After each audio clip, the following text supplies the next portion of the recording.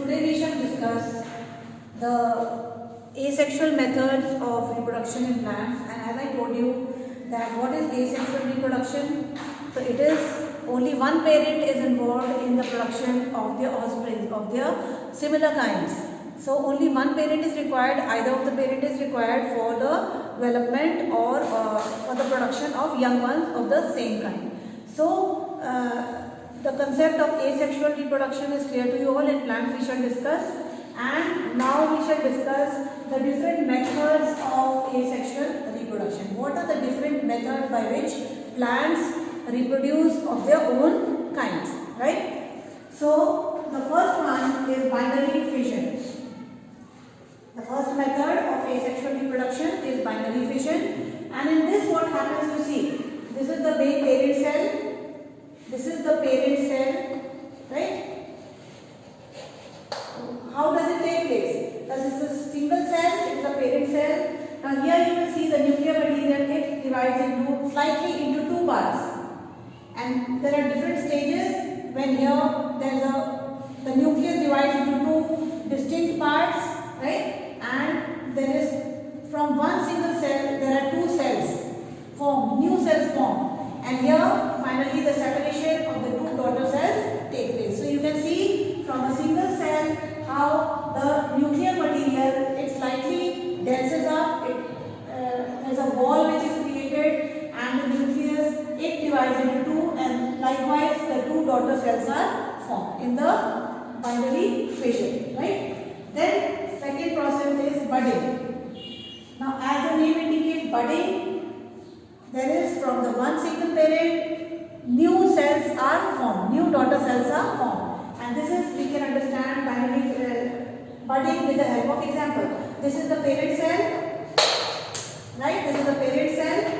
Now here again, in all these cases you will see that the nuclear material is elongating, it extends, and finally in the third stage you can see the nuclear material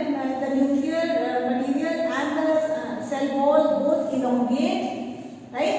And two distinct materials, nuclear materials are formed, and cell wall also breaks to form new daughter cells. So this is budding, right? This is chain of buds are formed. Buds, you know, like flower buds, they are small, young. So similarly, the daughter cells are also formed by the process of budding. And here you will see in the diagram clearly that new daughter cells are formed, right? There are chains of buds. New cells are created. Then the third method is spore formation. Now spore formation generally on a piece of bread, if it is kept outside, fungus comes on it, then you can see that small dot-like structures they appear, right? Dot-like structures they appear on the breadboard, and that is called mold or fungus. And once they are seen on the microscope, you will see that they are individual cells, right? So with the help of spore formation, we can see that the new cells are formed, new spores are formed for its multiplication. Then there is the sporulation. Now when we see the fungus body, how do the parent cells, how do they multiply? So when we see the fungus, the fungi under the microscope, we will see that it is a branch structure, whereby in the rounded structure over here, this is the structure that we see under the microscope of the fungus, and we can see that small dotted structures are inside this, and they are individual spores. Each have got the ability to develop into new cells, right? So these in the round-like structures of the fungus, once they are broken up, once they break the cell, the wall of it breaks, and individual spores are formed. And each single spore is capable of generating new cells of its own kind, right? So release spores in the air. So this is the process of sporulation. Then we got fifth is fragmentation. Fragmentation means cutting into pieces. Fragmentation means cutting into small or new pieces, right? It happens in the lower organisms, water organisms especially, where I told you where the body is not very much mechanized or not very much organized, where the different systems of the body are not separated. They are single-celled, unicellular animals. So this fragmentation, you can see here the single body. This is the Spirovera. Spirovera is a water animal unicellular, right? So once what happens? How does division take place? The inner material of the cell, right? That's the nuclear material of the cell. It matures, then it gets denser, and it forms a small ball, and finally it divides into two cells, 1 and 2. Each is individual cells, right? It is one piece is divided into two. Now, in this case also you will see that the inner material, the nuclear material, it divides into two portions, right? And each one has the capability of developing into a new cell. So one Spirovera is a parent cell and is dividing into two daughter cells. So this is fragmentation or breaking of the parts. So this is another kind of process of asexual reproduction. So we have seen that asexual reproduction takes place by these four main methods. Number one is binary fission. In binary fission, through the diagram you can see a parent cell, the nuclear material divided into slight division is there, then nuclear material divided into two, and the cell walls, but they are still attached. Then when the process is matured up, then it divides, the cell wall breaks into two daughter cells. So that is called binary fission. The second is budding. Budding I have told you again, the main parent cell it divides by the process of budding, that's breaking, creating small bud-like, eye-like structures. So you can see here the nuclear material, here there is elongation of the cell wall and the material, here there is slight insertion you can see, right? And here you can see new buds are formed. Now the cell wall over here it breaks and new daughter cells will be formed. This is the chain of buds. Many buds are formed on the base, and finally they will separate into individual. Then spore formation I told you. Spore formation is the small spore-like structures. The small spores, rounded spore structures which have got the ability to develop into new cells, right? So in the bread mold I have taken example. If you keep bread, slice of bread outside, you can see after some days there is fungus, right? Fafudi jisko hum kehte hain, fungus. And once you are seeing under the microscope, you will see that small spores are there, and they are independent of developing into new cells, right? Next is sporulation. Sporulation is again similar to the spore formation, where you can see the rhizopus, the structure of rhizopus under the microscope, and you will see it's a branch structured plant-like structure, and you will see under the microscope it's got rounded crowns over here, and once they mature, then this cell wall it breaks and these spores come out of it, and each one of it has the ability to develop into new cells, right? The next is fragmentation. Fragmentation I told you is breaking of the cellular parts. So this is Spirovera. Spirovera is an example of lower unicellular animals, right? So water animals, water organisms.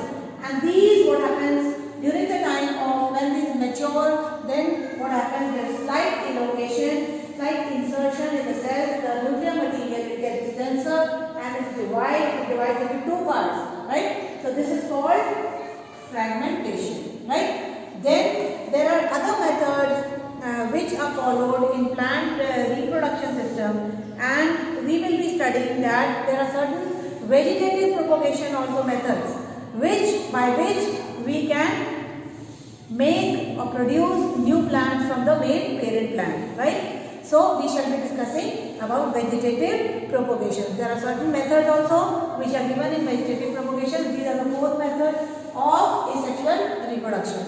But under vegetative propagation there are certain methods also which we shall discuss. Thank you.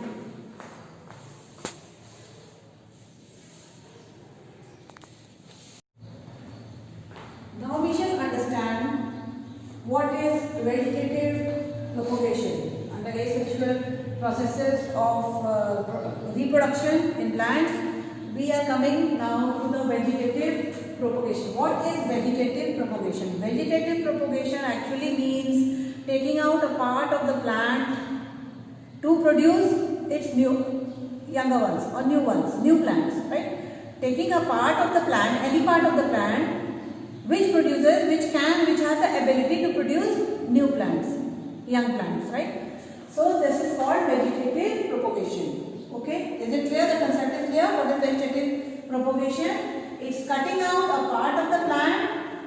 It can be stem, it can be root, it can be leaf, right? To form new young plants. So first under this is propagation using cuttings. What happens in this case? You take a part of the plant, say a branch of the plant, and you put it in soil, and it has the ability to grow into a new plant. Okay, so that is by cutting.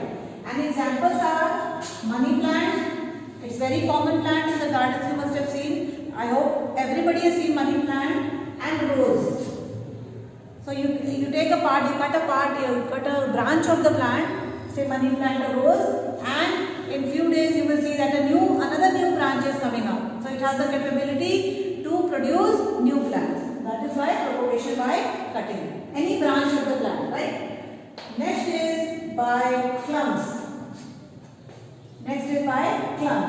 So this is a part of the plant, that's a swollen part of the plant, and if it's cut and it's put in the soil, it has the ability to again grow into a new plant.